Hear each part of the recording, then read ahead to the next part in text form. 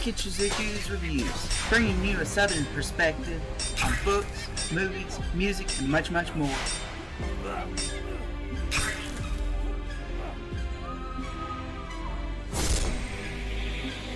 Stick around for a while, you just might hear something wicked.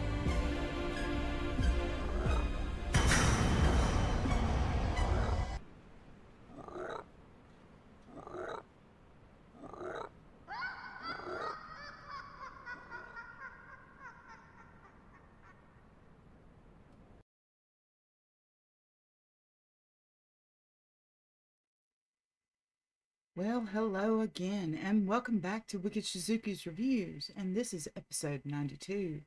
And I will continue by reading another brave deed out of the Book of Brave Deeds.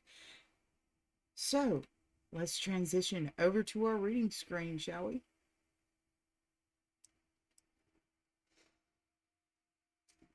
And this brave deed is called The Rise of Robert the Bruce,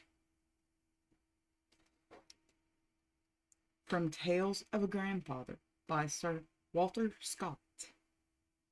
I hope, my dear child, that you have not forgotten that all the cruel wars in Scotland arose out of the debate between the great lords who claimed the throne after King Alexander III's death, which induced the Scottish nobility rashly to submit the decision of the matter to King Edward of England, and thus opened the way to his endeavoring to seize the kingdom of Scotland to himself.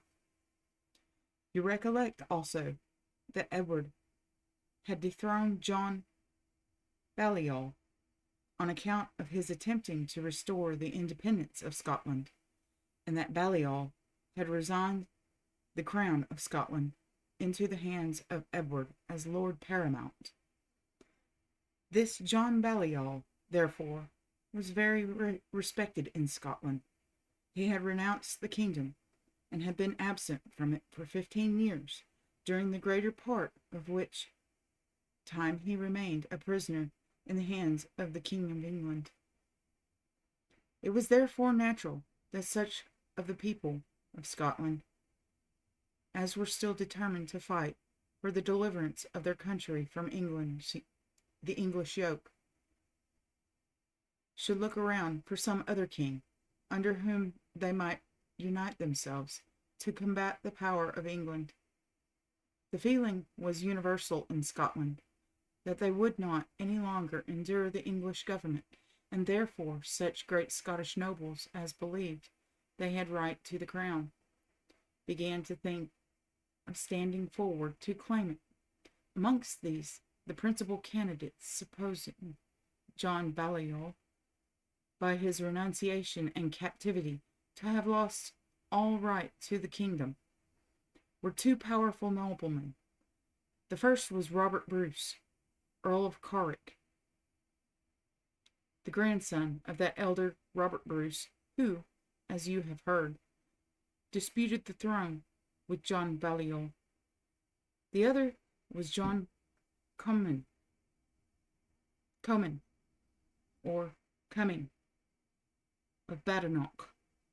Footnote: he was the son of Marjorie, sister of King John Balliol, by her marriage with John Comyn of Badenoch, one of the competitors with Balliol for the crown, but who afterwards withdrew his pretensions and supported the claim and the government of Balliol.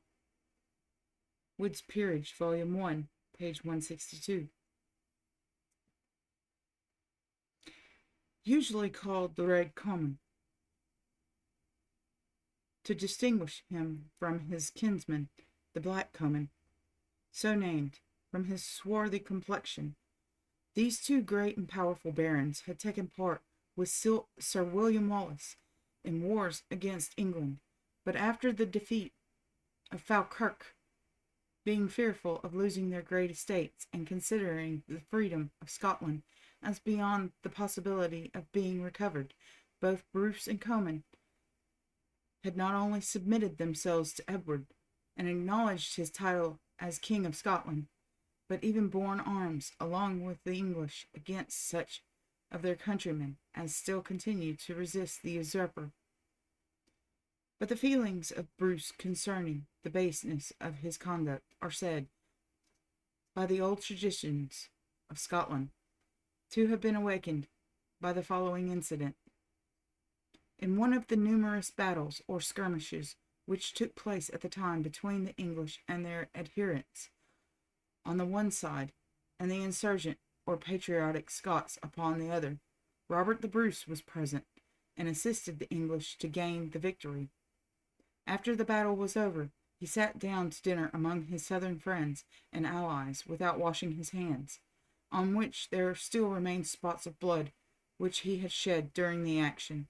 The English lords, observing this, whispered to each other in mockery, "Look at the Scotsman, who is eating his own blood." Bruce heard what they said, and began to reflect that the blood upon his hands might be indeed called his own, since it was that of his brave countrymen, who were fighting for the independence of Scotland, whilst he was assisting its oppressors, who only laughed and mocked him for his unnatural conduct. He was so much shocked and disgusted that he arose from the table, and going into a neighboring chapel, shed many tears, and asking pardon of God for the great crime he had been guilty of, made a solemn vow that he would atone for it.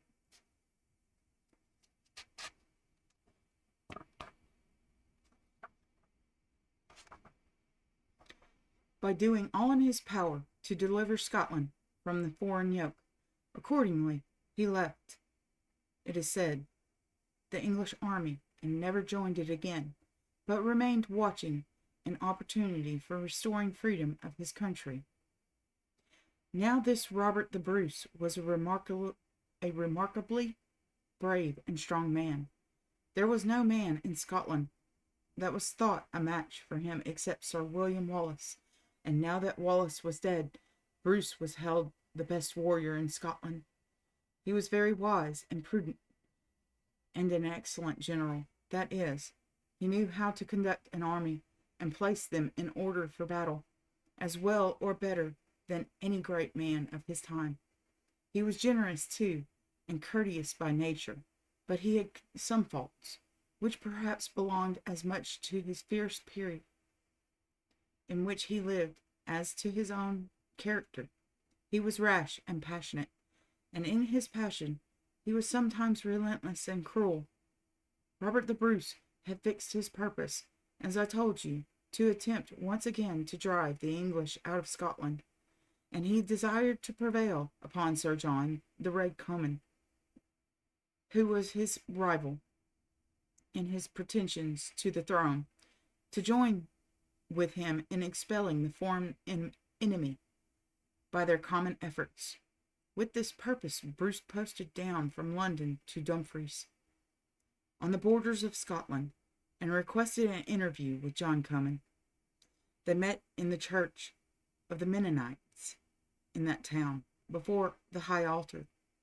What passed betwixt them is not known with certainty, but they quarrelled, either concerning their mutual pretensions to the crown, or because Comyn refused to join Bruce in the proposed insurrection against the English, or, as many writers say, because Bruce charged Comyn with having betrayed to the English his purpose of rising up against King Edward. It is, however, certain that these two haughty barons came to high and abusive words, until at length the Bruce, who I told you was extremely passionate, forgot the sacred character of the place in which they stood, and struck Comyn a blow with his dagger. Having done this rash deed, he instantly ran out of the church and called for his horse. Two gentlemen of the country, Lindesay and Kirkpatrick, friends of Bruce, were then in attendance on him. Seeing him pale, bloody, and in agitation, they eagerly inquired what was the matter. "I doubt," said the Bruce, "that I have slain the Red Comyn." "Do you leave such a matter in doubt?" said Kirkpatrick. "I will mak sicker." That is, I will make certain. Accordingly, he and his companion, Lindsay, rushed into the church and made the matter certain with a vengeance by dispatching the wounded Comyn with their daggers. His uncle, Sir Robert Comyn, was slain at the same time. This slaughter of the Comyn was a rash and cruel action. The historian of Bruce observes that it was followed by the displeasure of heaven, for no man ever went through more misfortunes than Robert Bruce, although he at length rose to great honour. After the deed was done, Bruce might be called desperate. He had committed an action which was sure to bring down upon him the vengeance of all Comyn's relations, the resentment of the King of England, and the displeasure of the Church, on account of having slain his enemy within consecrated ground. He determined, therefore, to bid them all defiance at once, and to assert his pretensions to the throne of Scotland. He drew his own followers together, summoned to meet him such barons as still entertained hopes of the freedom of the country, and was crowned king at the Abbey of Scone, the usual place where the kings of Scotland assumed their authority. Everything relating to the ceremony was hastily performed. A small circlet of gold was hurriedly made to represent the ancient crown of Scotland, which Edward had carried off to England. The Earl of Fife, descendant of the brave Macduff, whose duty it was to have placed the crown on the king's head, would not give his attendance, but the ceremonial was performed by his sister Isabella, Countess of Bouchain, though without the consent either of her brother or husband. A few barons, whose name ought to be dear to their country, joined Bruce in his attempt to vindicate the independence of Scotland. Edward was dreadfully incensed when he heard that after all the pains which he had taken, and all the blood which he had been spilled, the Scots were making this new attempt to shake off his authority. Though now old, feeble, and sickly, he made a solemn vow at a great festival in presence of all of his court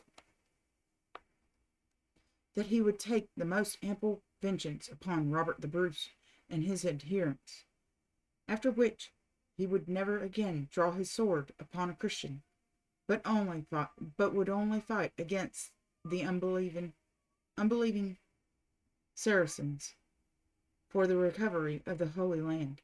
He marched against Bruce accordingly at the head of a powerful army.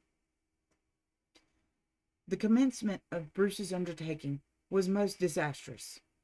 He was crowned on 29th March 1306.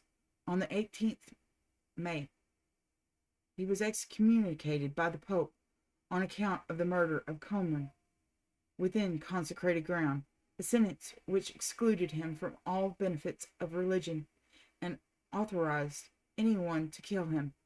Finally, on 19th June, the new king was completely defeated near Methven by the English Earl of Pembroke.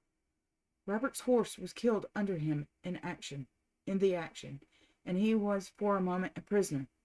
But he had fallen into the power of a Scottish knight, who, though he served in the English army, did not choose to be the instrument of putting Bruce into their hands, and allowed him to escape.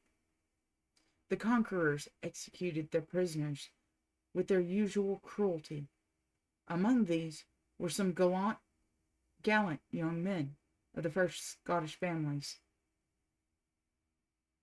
Hay, ancestor of the Earls of Errol, Somerville, Fraser, and others, who were mercilessly put to death.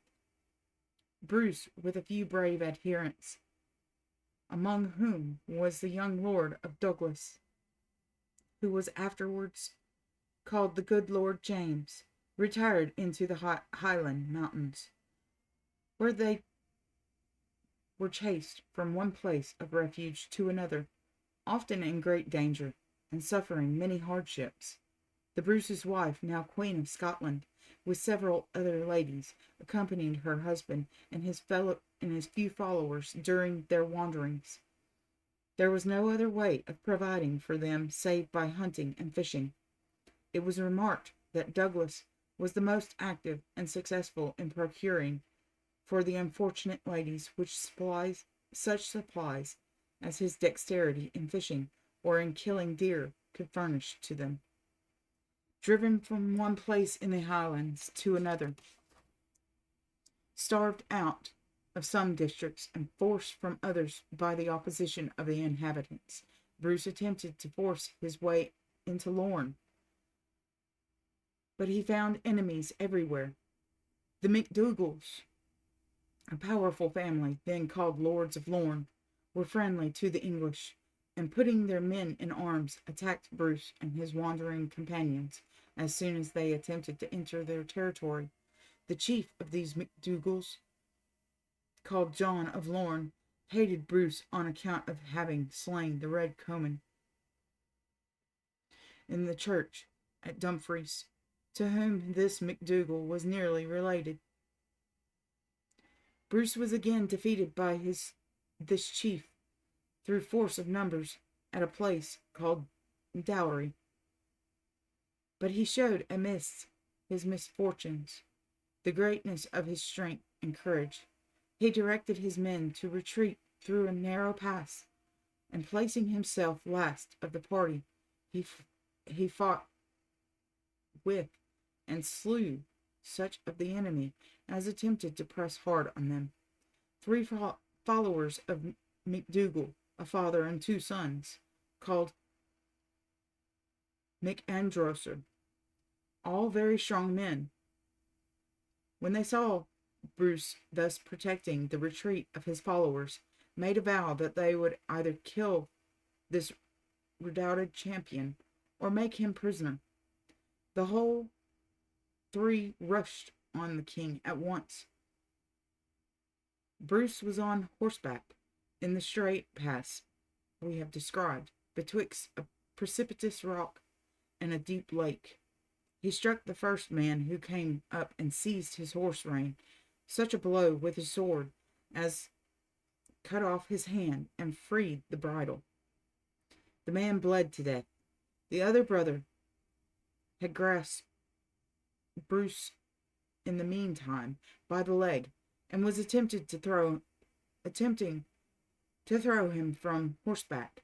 The king, setting spurs to his horse, made the animal suddenly spring forward, so that the Highlander fell under the horse's feet, and as he was endeavoring to rise again, Bruce cleft his head in 2 with his sword. The father, seeing his 2 sons thus slain, flew desperately at the king, and grasped him by the mantle so close to his body that he could not have room to wield his long sword, but with the heavy pommel of that weapon, or, as others say, with an iron hammer which hung at his saddle bow. The king struck this third assailant so dreadful a blow that he dashed out his brains. Still, however, the Highlander kept his dying grasp on the king's mantle, so that, to be free of the dead body, Bruce was obliged to undo the brooch or clasp by which it was fastened, and leave that and the mantle itself behind him. The brooch, which fell thus into the possession of MacDougall of Lorne, is still preserved in that ancient family, as a memorial of that the celebrated Robert Bruce once narrowly escaped falling into the hands of their ancestor. Footnote. Barber adds the following circumstance, highly characteristic of the sentiments of chivalry. Macnaghten, the Baron of Cowal, pointed out to the Lord of Lorne the deeds of valor which Bruce performed on this memorable retreat with the highest expression of admiration. It seems to give thee pleasure, said Lorne, that he makes such havoc among our friends. Not so, by my faith, replied Macnaghten, but be he friend or foe, who achieves high deeds of chivalry, men should bear faithful witness to his valor, and never have I heard of one who, by his knightly feats, has extricated himself from such dangers as have this day surrounded Bruce, Lord of the Isles. Note to Canto 2, stanza 11. Robert greatly resented this attack upon him, and when he was in happier circumstances did not fail to take his revenge on MacDougall, or, as he is usually called, John of Lorne. The king met with many such encounters amidst his dangerous and dismal wanderings, yet, though almost always defeated by the superior numbers of the English, and of such Scots as sided with them, he still kept up his own spirits and those of his followers. He was a better scholar than was usual in those days, when, except clergymen, few people learned to read and write. But King Robert could do both very well, and we are told that he sometimes read aloud to his companions, to amuse them when they were crossing the great Highland lakes, in such wretched leaky boats as they could find for that purpose.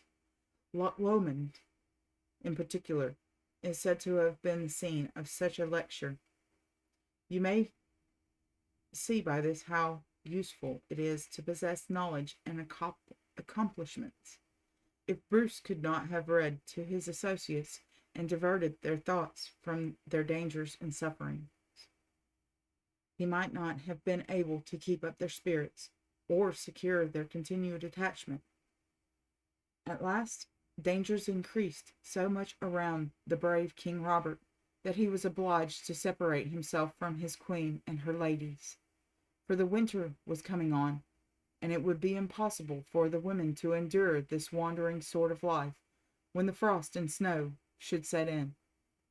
So Bruce left his queen with the Countess of Bouchon and others in the only castle which remained to him, which was called Kildrummy, and is situated near the head of the river Don in Aberdeenshire. The king also left his youngest brother, Nigel Bruce, to defend the castle against the English, and he himself, with his second brother, Edward, who was a very brave man, but still more rash and passionate than Robert himself, went over to an island called Rasherin, on the coast of Ireland, where Bruce and the few men that followed his fortunes passed the winter of 1306. In the meantime, ill luck seemed to pursue all his friends in Scotland. The castle of Kildrummy was taken by the English, and Nigel Bruce, a beautiful and brave youth, was cruelly put to death by the victors. The ladies who had attended on Robert's queen, as well as the queen herself and the Countess of Buchan, were thrown into strict confinement and treated with the utmost severity. The Countess of Buchan, as I told you, had given Edward great offense by being the person who placed the crown on the head of Robert Bruce.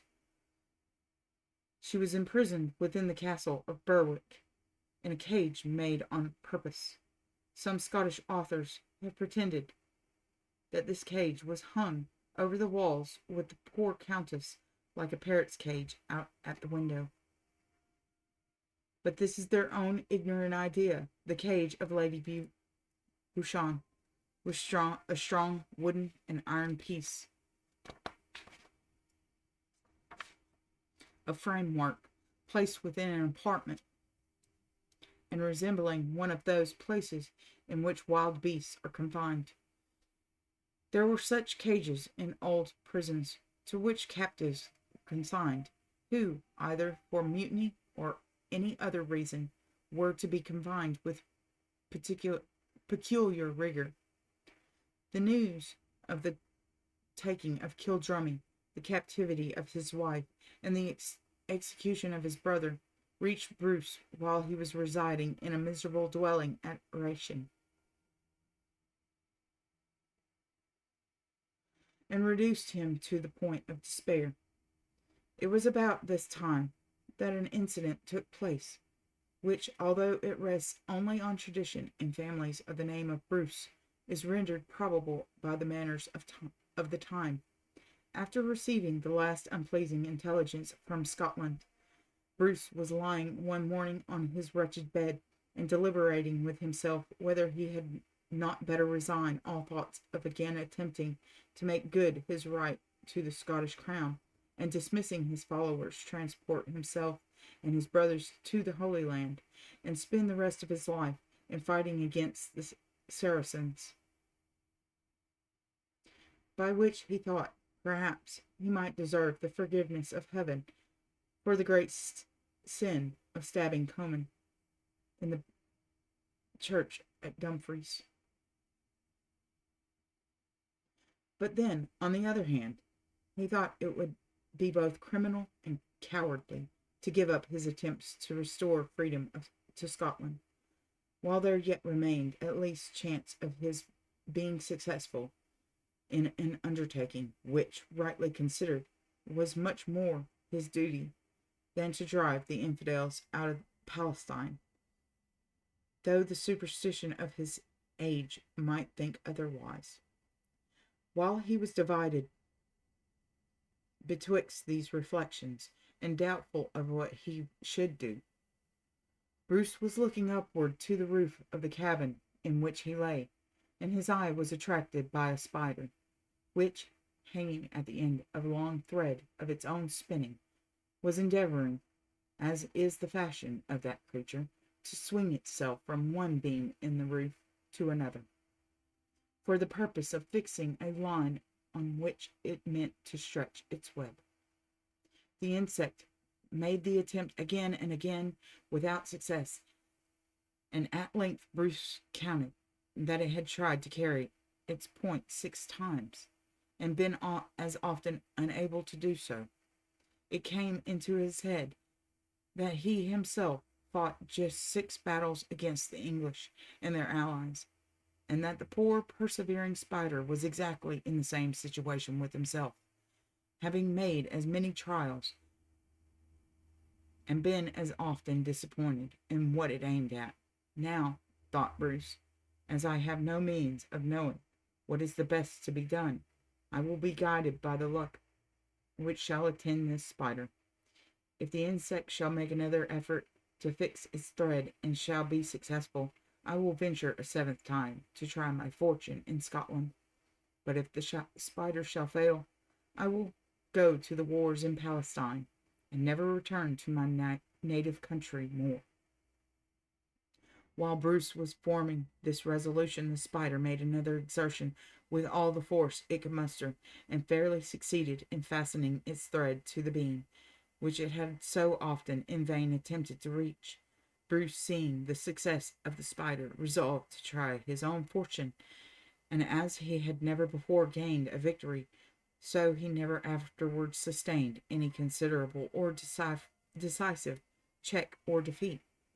I have often met with people of the name of Bruce, so completely persuaded of the truth of this story that they would not on any account kill a spider, because it was that insect which had shown the example of perseverance, and given a signal of good luck to their great namesake. Having determined to renew his efforts to obtain possession of Scotland, notwithstanding the smallness of the means which he had for accomplishing so great a purpose, the Bruce removed himself and his followers from Rochrane to the island of Arran, which lies in the mouth of the Clyde. The king landed and inquired of the first woman he met what armed men were in the island. She returned for answer that there had arrived there very lately a body of armed strangers who had defeated an English officer, the governor of the castle of Brathwaite. Footnote: or Brodick, now a seat of the Duke of Hamilton, Earl of Arran.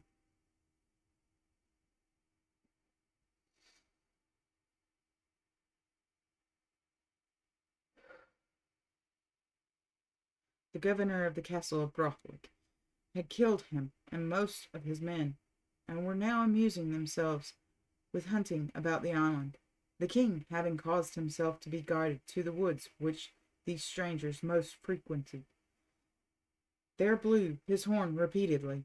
Now the chief of the strangers who had taken the castle was James Douglas, whom we have already mentioned as one of the best of Bruce's friends, and he was accompanied by some of the bravest of that patriotic band. When he heard Robert Bruce's horn, he knew the sound well, and cried out that yonder was the king. He knew by his manner of blowing, and so he and his companions hastened to meet King Robert, and there was great joy on both sides, whilst at the same time they could not help weeping when they considered their own forlorn condition, and the great loss that had taken place among their friends since they had last parted. But they were stout-hearted men, and looked forward to freeing their country, in spite of all that had yet happened. Footnote. There are several natural caves. The principal, and which highly excites the curiosity of strangers of all ranks, is one in the west of the island, opposite to Campbelltown, called the King's Cave, because, as tradition asserts, King Robert Bruce and his retinue lodged in it for some time, when taking shelter in retired places. Statistical Account of Scotland, Volume 5, page 167. Arthur Oron. The Bruce was now in sight of Scotland, and not distant from his own family possessions, where the people were most likely to be attached to him. He began immediately to form plans with Douglas how they might best renew their enterprise against the English. The Douglas resolved to go disguised in his own country and raise his followers in order to begin their enterprise by taking revenge on an English nobleman called Lord Clifford, upon whom Edward had conferred his estates, and who had taken up his residence in the castle of Douglas. Bruce, on his part, opened a communication with the opposite coast of Carrick by means of one of his followers called Cuthbert. This person had directions that if he should find the countrymen in Carrick disposed to take up arms against the English, he was to make a fire on a headland or lofty cape called Turnberry on the coast of Ayrshire, opposite to the island of Arran, or Aran. The appearance of a fire on this place was to be a signal for the Bruce to put to sea with such men as he had, who were not more than 300 in number, for the purpose of landing in Carrick and joining the insurgents. Bruce and his men watched eagerly for the signal, but for some time in vain. At length a fire on Turnberry head became visible, and the king and his followers merrily betook themselves to their ships and galleys, concluding their Carrick friends were all in arms, and ready to join with them. They landed on the beach at midnight, where they found their spy Cuthbert alone and waiting for them with very bad news. Lord Percy, he said, was in the country with 200 or 300 Englishmen, and had terrified the people so much, both by threats and actions, that none of them dared to think of rebelling against King Edward. Traitor, said the Bruce, why then did you make the signal? Alas, replied Cuthbert, the fire was not made by me, but by some other person. For that purpose I know not. But as soon as I saw it burning, I knew that you would come over, thinking it was my signal, and therefore I came down to wait for you on the beach, to tell you how the matter stood. King Robert's first idea was to return to Arran after this disappointment, but his brother Edward refused to go back. He was, as I have told you, a man daring even to rashness. I will not leave my native land, he said. Now that I am so unexpectedly restored to it, I will give freedom to Scotland, or leave my carcass on the surface of the land which gave me birth. Bruce also, after some hesitation, determined that since he had been thus brought to the mainland of Scotland, he would remain there, and such adventure and fortune as heaven should send him. Accordingly, he began to skirmish with the English so successfully as obliged the Lord Percy to quit Carrick. Bruce then dispersed his men upon various adventures against the enemy, in which they were generally successful. But then, on the other hand, the king, being left with small attendants, or sometimes almost alone, ran great risk of losing his life by treachery or by open violence. Several of these incitements are very interesting. I will tell you some of them. At one time, a near relation of Bruce's, in whom he entirely confided, was induced by bribes of the English to attempt to put him to death. This villain, with his 2 sons, watched the king one morning, till he saw him separated from all his men, excepting a little boy, who waited on him as a page. The father had a sword in his hand. One of the sons had a sword and a spear, and the other had a sword and a battle-axe. Now, when the king saw them so well armed, when there was no enemies near, he began to call to mind some hints which had been given to him, that these men intended to murder him. He had no weapons excepting his sword, but his page had a bow and arrow. He took them both from the little boy and bade him stand at a distance. For, said the king, if I overcome these traitors, thou shalt have enough of weapons. But if I am slain by them, you may make your escape, and tell Douglas and my brother to avenge my death. The boy was very sorry, for he loved his master, but he was obliged to do as he was bidden. In the meantime, the traitors came forward upon Bruce, that they might assault him at once. The king called out to them, and commanded them to come no nearer, upon peril of their lives. But the father answered with flattering words, pretending great kindness, and still continuing to approach his person. Then the king again called to them to stand. Traitors, said he, ye have sold my life for English gold, but you shall die if you come 1 foot nearer to me. With that he bent the page's bow, as the old conspirator continued to advance. He let the arrow fly at him. Bruce was an excellent archer. He aimed his arrow so well that it hit the father in the eye and penetrated from that into his brain, so that he fell down dead. Then the 2 sons rushed on the king. One of them fetched a blow at him with an axe, but missed his stroke and stumbled, so that the king, with his great sword, cut him down before he could recover his feet.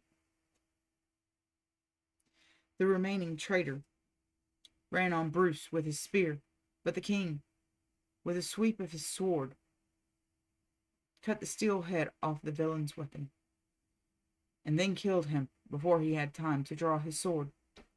Then the little page came running, very joyful of his master's victory, and the king wiped his bloody sword, and looking upon the dead bodies, these might have been reputed 3 gallant men, if they could have resisted the temptation of covetousness. In the present day, it is not necessary that generals or great officers should fight with their own hands, because it is only their duty to direct the movements and exertions of their followers. The artillery and the soldiers shoot at the enemy. The men seldom mingle together and fight hand to hand, but in ancient times, kings and great lords were obliged to put themselves into the very front of the battle and fight like ordinary men, with the lance and other weapons.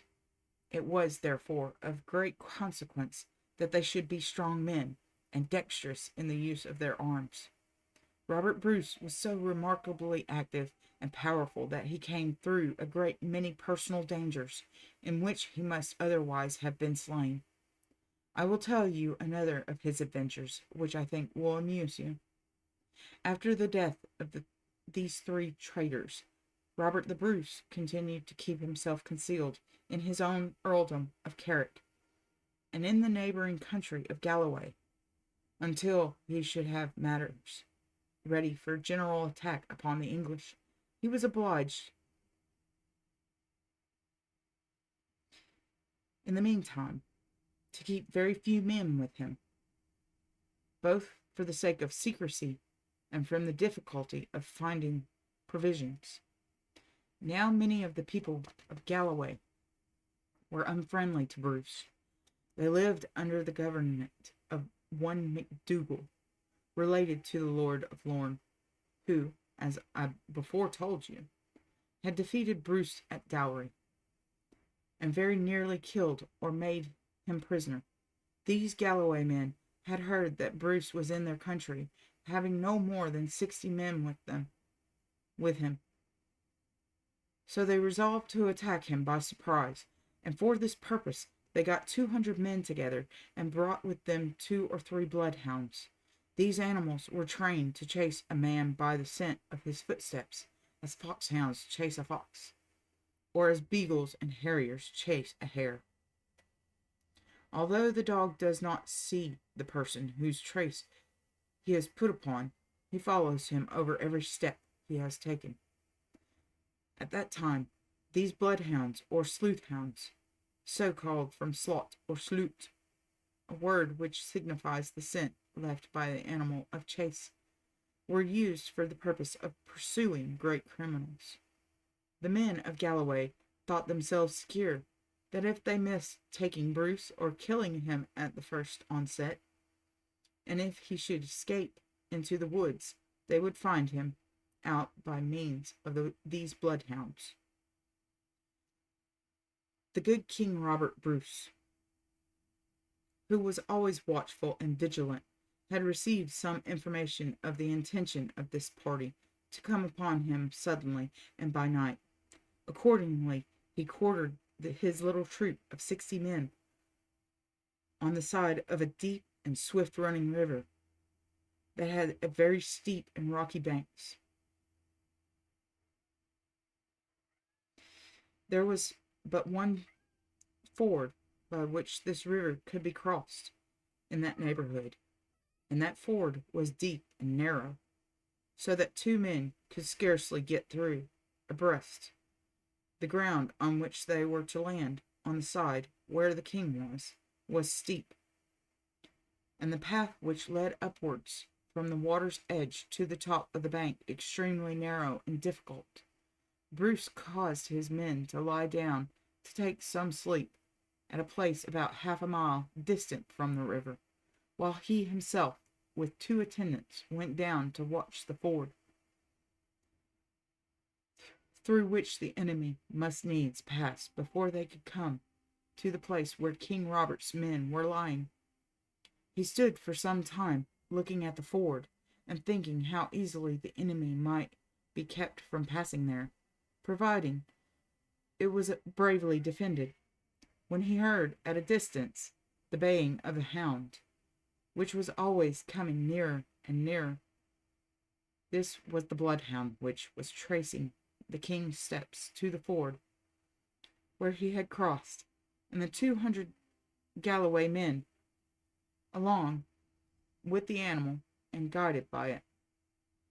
Bruce at first thought of going back to awaken his men, but then he reflected that it might be only some shepherd's dog. "My men," he said, "are sorely tired. I will not disturb their sleep for the yelping of a cur. till I know something more of the matter. So he stood and listened, and by, as the cry of the hound came nearer, he began to hear a trampling of horses, and the voices of men, and the ringing and clattering of armor, and then he was sure the enemy were coming to the riverside. Then the king thought, if I go back to give my men the alarm, these Galloway men will get through the ford without opposition, and that would be a pity, since it is a place so advantageous to make defense against them. So he looked again at the steep path and the deep river, and he thought that they gave him so much advantage that he himself could defend the passage with his own hand until his men came to assist him. His armor was so good and strong that he had no fear of arrows, and therefore the combat was not so very unequal as it must have otherwise been. He therefore sent his followers to waken his men, and remained alone by the bank of the river. In the meanwhile, the noise and trampling of the horses increased, and the moon being bright, Bruce beheld the glancing arms of about 200 men who came down to the opposite bank of the river. The men of Galloway, on their part, saw but one solitary figure guarding the ford, and the foremost of them plunged into the river without minding him. But as they could only pass the ford one by one, the Bruce who stood high above them on the bank, where they were to land, killed the foremost man with a thrust of his long spear, and with a second thrust stabbed the horse, which fell down, kicking and plunging in his agonies on the narrow path, and so prevented the others who were following from getting out of the river.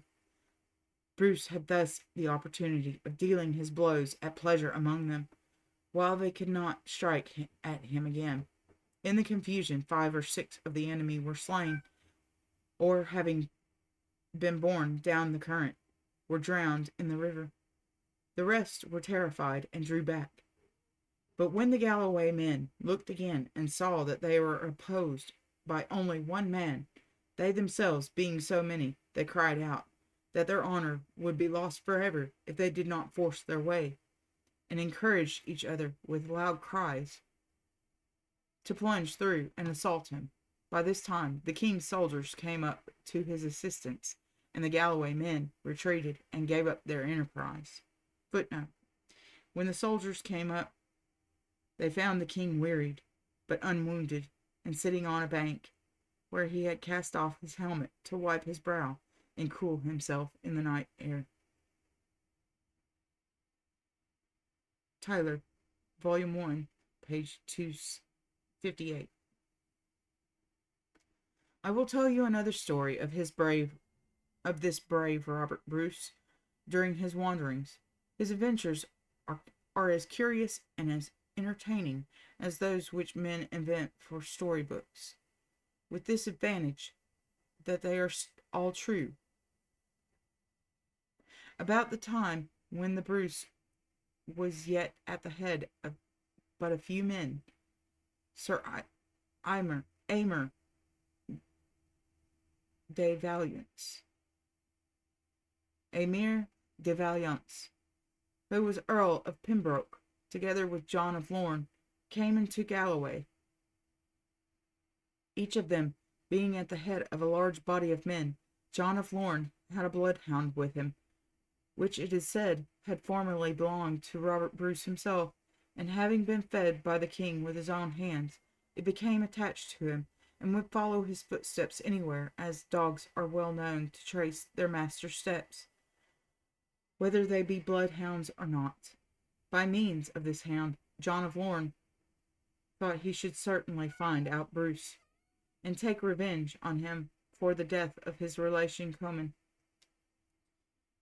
When these two armies advanced upon King Robert, he at first thought of fighting with the English Earl, but becoming aware that John of Lorne was moving round with another large body to attack him in the rear, he resolved to avoid fighting at that time, lest he should be oppressed by numbers. For this purpose,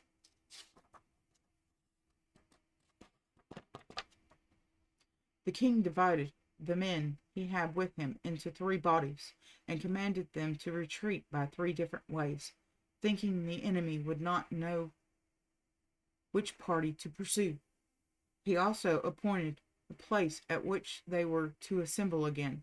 But when John of Lorne came to the place where the army of Bruce had thus divided, the bloodhound took his course after one of these divisions, neglecting the other 2, and then John of Lorne knew that the king must be in that party. So he also made no pursuit after the 2 other divisions of the Scots, but followed that which the dog pointed out with all his men. The king again saw that he was followed by a large body, and being determined to escape from them, if possible, he made all the people who were with him disperse themselves different ways, thinking that the enemy must needs lose trace of him. He kept only 1 man along with him, and that was his own foster brother, or the son of his nurse.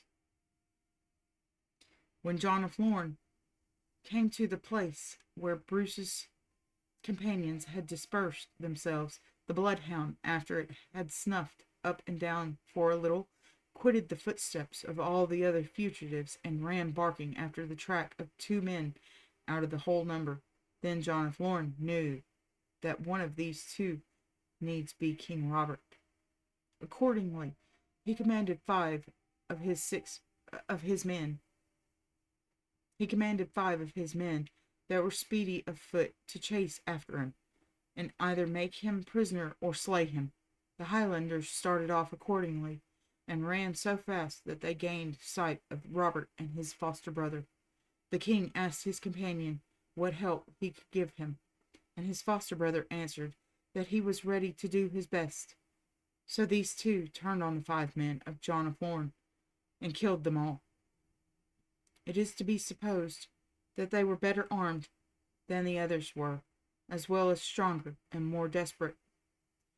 But by the time Bruce was very much fatigued, and yet they dared not sit down or to take any rest, for whenever they stopped for an instant they heard the cry of the bloodhound behind them, and knew that their enemies were coming up fast after them. At length they came to a wood through which ran a small river. Then Bruce said to his foster brother, "Let us wade down this stream for a great way, instead of going straight across, and so this unhappy hound will lose the scent. For if we were once clear of him, I should not be afraid of getting away from the pursuers." Accordingly, the king and his attendant walked a great way down the stream, taking care to keep their feet in the water, which could not retain any scent where they had stepped. Then they came ashore on the further side from the enemy, and went into the deep wood before they stopped to rest themselves.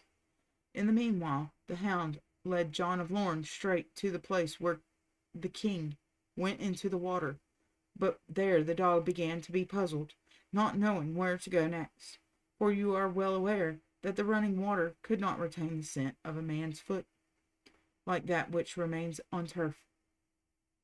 So John of Lorne, seeing that the dog was at fault, as it is called, that is, had lost the track of that which he pursued, he gave up the chase, and returned to join Aymer de Valiance. But King Robert's adventures were not ended. His foster brother and he had rested themselves in the wood, but they had got no food, and were become extremely hungry. They walked on, however, in hopes of coming to some habitation. At length, in the midst of the forest, they met with 3 men, who looked like thieves or ruffians. They were well armed, and one of them bore a sheep on his back, which it seemed as if they had just stolen. They saluted the king civilly, and he, replying to their salutation, asked them where they were going. The men answered they were seeking for Robert Bruce, for that they intended to join with him. The king answered that if they would go with him, he would conduct them to where they could find the Scottish king. Then the man who had spoken changed countenance, and Bruce, who looked sharply at him, began to suspect that the ruffian guessed who he was, and that he and his companions had some design against his person, in order to gain the reward which had been offered for his life. So he said to them, "My good friends, as we are not well acquainted with each other, you must go before us, and we will follow near to you." "You have no occasion to suspect any harm from us," answered the man. "Neither do I suspect any," said Bruce, "but this is the way in which I choose to travel." The men did as he commanded, and thus they traveled till they came together to a waste and ruinous cottage, where the men proposed to dress some part of the sheep which their companion was carrying. The king was glad to hear of food, but he insisted that there should be 2 fires kindled, one for himself and his foster brother at one end of the house, the other at the other end for the 3 companions. The men did as he desired. They broiled a quarter of mutton for themselves, and gave another to the king and his attendant. They were obliged to eat it without bread or salt, but as they were very hungry, they were glad to get food in any shape, and partook of it very heartily. Then so heavy a drowsiness fell on King Robert, that, for all the danger he was in, he could not resist an inclination to sleep. But first he desired his foster brother to watch while he slept, for he had great suspicion of their new acquaintances. His foster brother promised to keep awake, and he did his best to keep his word. But the king had not been long asleep ere his foster brother fell into a deep slumber also, for he had undergone as much fatigue as the king. When the 3 villains saw the king and his attendant asleep, they made signs to each other, and rising up at once, drew their swords with the purpose to kill them both. But the king slept but lightly, and for as little noise as the traitors made in rising, he was awakened by it, and starting up, drew his sword and went to meet them. At the same moment he pushed his foster brother with his foot to awaken him, and he got on his feet. But ere he got his eyes cleared to see what was about to happen, one of the ruffians that were advancing to slay the king killed him with a stroke of his sword. The king was now alone, 1 man against 3, and in the greatest danger of his life. But his amazing strength and the good armor which he wore freed him once more from his great peril, and he killed the 3 men, one after another. He then left the cottage, very sorrowful for the death of his faithful foster brother, and took his direction towards the place where he had appointed his men to assemble after the dispersion. It was now near night, and the place of meeting being a farmhouse, he went boldly into it, where he found the mistress, an old, true-hearted Scotswoman, sitting alone. Upon seeing a stranger enter, she asked him who and what he was. The king answered that he was a traveler who was journeying through the country. "All travelers," answered the good woman, "are welcome here for the sake of one." "And who is that one?" said the king, "for whose sake you make all travelers welcome?" "It is our rightful king, Robert the Bruce," answered the mistress, "who is the lawful lord of this country, and although he is now pursued and hunted after with hounds and horns, I hope to live to see the king over all Scotland." "Since you love him so well, dame," said the king, "know that you see him before you. I am Robert the Bruce." "You!" said the good woman, in great surprise. "And wherefore are you thus alone? Where are all your men?" "I have none with me at this moment," answered Bruce, "and therefore I must travel alone." "But that shall not be," said the brave old dame, "for I have 2 stout sons, gallant and trusty men, who shall be your servants for life and death. So she brought her 2 sons, and though she well knew the dangers to which she exposed them, she made them swear fidelity to the king, and they afterwards became his high officers in his service. Now the loyal old woman was getting everything ready for the king's supper, when suddenly there was a great trampling of horses heard round the house. They thought it must be some of the English or John of Lorne's men, and the good wife called upon her sons to fight to the last for King Robert. But shortly after they heard the voice of the good Lord James, of Duke of Douglas, and of Edward Bruce, the king's brother, who had come with 150 horsemen to this farmhouse, according to the instructions that the king had left with them at parting. Robert the Bruce was right joyful to meet his brother and his faithful friend, Lord James, and had no sooner found himself once more at the head of such a considerable body of followers, than, forgetting hunger and weariness, he began to inquire where the enemy who pursued them so long had taken up their abode for the night. For, said he, as they must suppose us totally scattered and fled, it is likely they will think themselves quite secure, and disperse themselves into distant quarters, and keep careless watch. That is very true, answered James of Douglas, for I passed a village where there are 200 of them quartered, who have placed no sentinels. And if you have a mind to make haste, we surprise them this very night, and do them more mischief than they have been able to do us during all this day's chase. Then there was nothing but mount and ride, and as the Scots came by surprise on the body of English, whom Douglas had mentioned, and rushed suddenly into the village where they were quartered, they easily dispersed and cut them to pieces, thus, as Douglas said, doing their pursuers more injury than they themselves had received during the long and severe pursuit of the preceding day. The consequence of these successes of King Robert was, that soldiers came to join him on all sides, and that he obtained several victories over both Sir Aymer de Valiance, Lord Clifford, and other English commanders, until at length the English were afraid to venture into the open country as formerly, unless when they could assemble themselves in considerable bodies.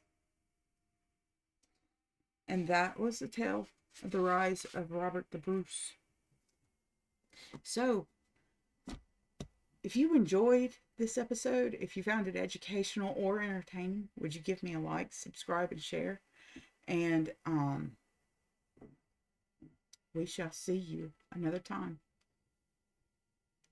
Have a good night. Much love to you all.